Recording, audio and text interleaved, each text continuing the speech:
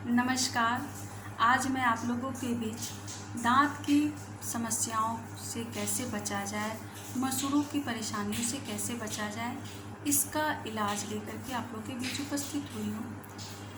हम लोग कुछ इलाज अपने घर में कर सकते हैं घरेलू उपचार के द्वारा। जैसे हम रोज़ ब्रश करते हैं, दांत साफ करते हैं, तो हम अपने ही घर में कैसे बनाएंगे मंजन, ताकि हमारे दांत मजबूत रहें, हमारे मसूड़े भी मजबूत रहें। तो आइए आज हम सीखते हैं अपने दांत को साफ करने के, अपने मसूड़ों को मजबूत करने के लिए मंजन कैसे बनाया जाए। तो हम लोग सबसे पहले क्या करते हैं, 1 चम्मच अंदाज से आप 1 चम्मच फिटकरी को तवे के ऊपर रखते हैं। तवा गरम रहता है, उसको चलाना नहीं है, उस पर छोड़ देंगे। वो धीरे धीरे धीरे धीरे आपका जो फिटकरी है उसमें बुलबुला जैसा निकलता है, वो पकना शुरू होता है। पकते पकते जैसे उसकी फटफटाहट जो होती है वो रुक जाती है, तो समझ जाइए कि आपका फिटकरी पक गया है। वो अपने आप तवा छोड़ देता है। आप चूल्हा बंद कर देंगे और उसे ठंडा होने देंगे। जैसे वो ठंडा हो जाता है तो उसको हाथ में उठाएंगे, वो पतासे की तरह हो जाता है। उसको हाथ से भी आदमी अच्छे से उसको तोड़ सकता है, या फिर हम उसे खल में अच्छे से कूट करके उसका पाउडर बनाते हैं। जितना फिटकरी हम लिए हैं उसका दुगुना मात्रा में हल्दी पाउडर लेते हैं, उसमें मिक्स करते हैं।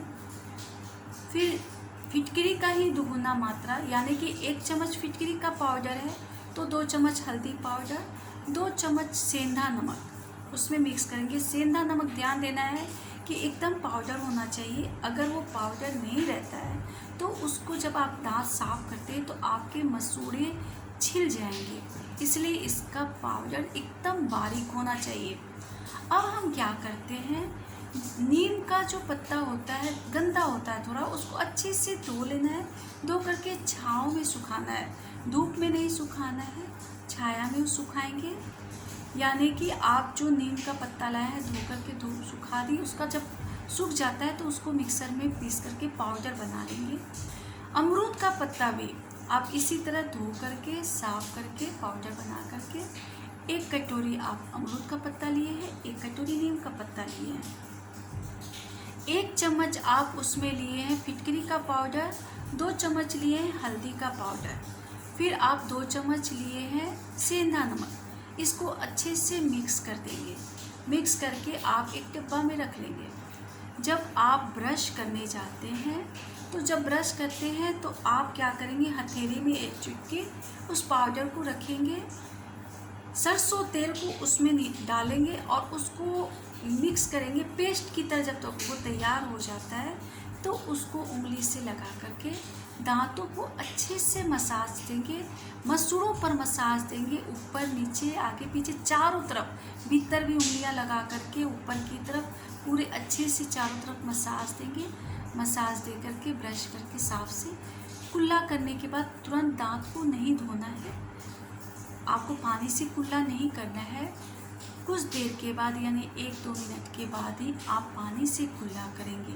वो जो आपका नीम का अंश है, अमरूद का अंश है, फिटकरी का जो भस्म का जो अंश है, हल्दी का अंश, वो आपके मुंह के भीतर कुछ देर रहता है।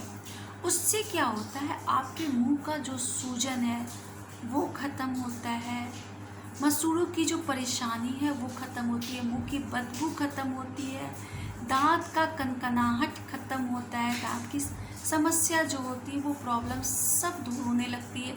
किसी तरह की भी जो समस्या हमारे मुंह के भीतर है वो ख़त्म होती है। सबसे ज़्यादा आजकल के जो कोरोना काल में जो पहले से कोरोना के पेशेंट रह चुके हैं या कोरोना के पेशेंट थे, डायबिटीज़ के पेशेंट हैं, उनको ब्लैक फंगस का ज़्यादा खतरा होता है। आपको पता है ब्लैक फंगस कहाँ लगता है? कोई भी फंगस हमारे शरीर में हम कहाँ लगता है प्रकृति में, वो हमारे शरीर में नहीं, प्रकृति में चारों तरफ आप देखेंगे, किचन में देखेंगे, अपने नाली में देखेंगे, कहीं भी सब्जियों के ऊपर देखेंगे, फ्रिज में देखेंगे, हर जगह फंगस लगे रहते हैं।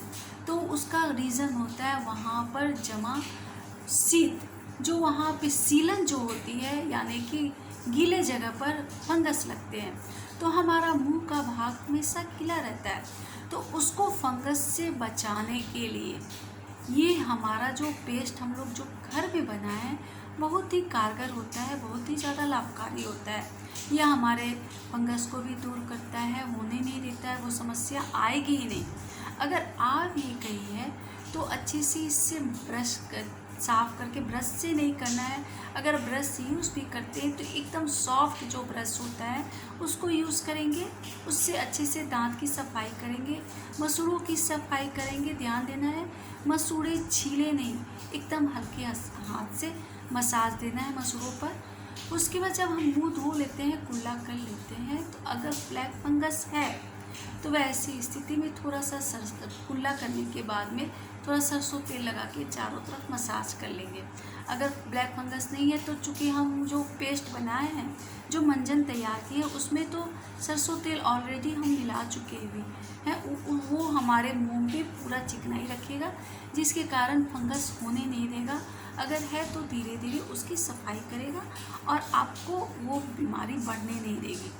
तो ये हमारा दांत का रख रखा हुआ नॉर्मल भी। अगर आपको दांत की बहुत ज़्यादा समस्या है, कनकनाहट रहती है, तो आप सुबह ब्रश करने के बाद में 8-10 अमरूद के पत्ते को खाली पेट चबाते हैं तो दांत की समस्या कभी भी नहीं होती है। दांत की हर समस्या धीरे धीरे खत्म होती है। साथ ही जो पत्ता खा रहे हैं, इस पत्ता से दांत का तो परेशानी दूर हो ही रहा है, साथ में उसका जो आप रस को घोट रहे हैं तो डायबिटीज़ के लिए भी वो लाभकारी हो रहा है। तो एक साथ आपके 2 काम में ये लाभकारी हुआ।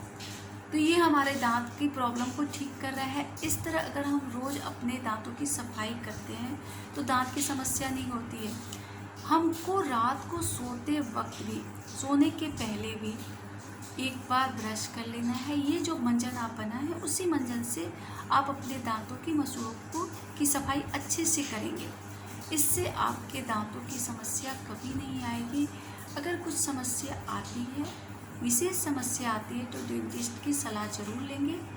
लेकिन अगर इसको आप रेगुलर करते रहते हैं, अपने घर पे करते रहते हैं, शुरू से करते रहते हैं, तो कोई समस्या आने की संभावना ही नहीं रहती है। दांत की प्रॉब्लम जो होती है, जो मुंह की बदबू होती है, वो मेन चीज़ पेट की गंदगी के कारण होता है। तो पेट की सफाई पे भी बीच बीच पे ध्यान देते रहना है। मेरे ही चैनल पर आप ऊपर जाकर के देखेंगे तो उधर स्नान की विधि दी गई है। बीच बीच में उधर स्नान की विधि का पालन करते रहना है, पेट की सफाई करते रहनी है ताकि मुंह से बदबू नहीं आए। हमारे शरीर में कैल्शियम की कमी होती है, तब भी दांत में दर्द शुरू होता है। तो कैल्शियम की मात्रा को पूर्ण करने के लिए आप कैल्शियम की गोली भी ले सकते हैं, या फिर आप गेहूं के दाना के बराबर चूना पानी में घोल करके या सब्जी में घोल करके आप किसी भी समय में एक बार ले सकते हैं। इसको आप 3 माह तक लगातार ले सकते हैं, फिर 20 दिन बीच में आप इसको गैप करेंगे, फिर इसको यूज़ कर सकते हैं। जो भी चूना का यूज़ करते हैं, ध्यान देंगे जिनको भी पथरी की शिकायत है, कहीं भी शरीर में स्टोन बना है, तो वो चूना का प्रयोग नहीं करेंगे, उनके लिए वो हानिकारक है। तो ये मंजन जो मैं बताई, उसमें कहीं से भी किसी को भी हानिकारक नहीं होता है, किसी को भी वो हानि नहीं पहुंचाती है। तो ध्यान देना है कि जो विधि बताई गई है उस विधि के अनुसार ही आप उस औषधि का पालन करेंगे। मैं अगले वीडियो में आपको नई जानकारी के साथ आपके बीच में उपस्थित होंगी। तब तक के लिए सभी को व्यंजना आनंद का नमस्कार।